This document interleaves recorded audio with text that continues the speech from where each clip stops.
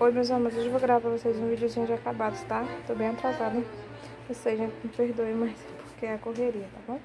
Então, vamos lá, gente. De lavagem, acabou esse sabão ala, tá? Sabão de coco com 1 kg. Acabou também esse amaciante sonho, tá? De shampoozinho, gente, condicionador, já finalizou esse aqui da turminha da Xuxinha, tá? A gente usou um pouco da Huggies, mas o que ainda ficou eu vou mostrar no atualizado, tá bom? Pra não tá mostrando aqui também. A gente usou 2 pomadas da dexametasona, tá?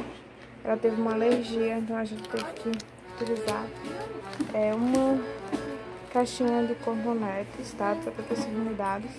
Utilizamos, gente, ó, bastante fraldinhas, bastante toalhinhas. Gente, ela tá fazendo uns 4 cocô por dia.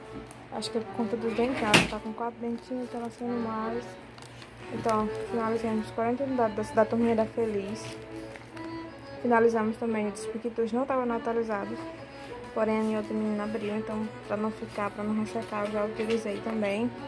E, gente, essa toalha não resistiu, tive que utilizar ela logo pra ver a qualidade dela, e é muito boa, gente. Amei essa toalhinha, então fizemos ela com 50 unidades. Utilizamos também essa da Mamãe Bebê com 50 unidades. E essa toalhinha da Creme também com 100 unidades, tá? Eu vou estar deixando o valor aqui pra vocês na telinha.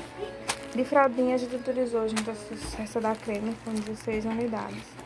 Utilizamos também essa Deli Baby, tá? Utilizamos 19, tô deixando uma pra me trazer o que eu achei dessa fralda. Baby Sec, a gente utilizou 23 fraldas, também tô deixando uma. Personal a gente utilizou as duas, tá? De 28 unidades cada uma. Tive que utilizar essa fraldinha também, porque ela tava ficando apertada da Pampers, aquela da caixinha. Então a gente usou ela 34 unidades. E também utilizamos, gente, essa fraldinha aqui da Vicky Baby com 60 fraldas. Tô deixando uma, então vou escolher 9 fraldas, tá? Então, gente, esse foi o vídeo de acabado, tá? Espero que vocês gostem. Deixe seu like e até o próximo vídeo.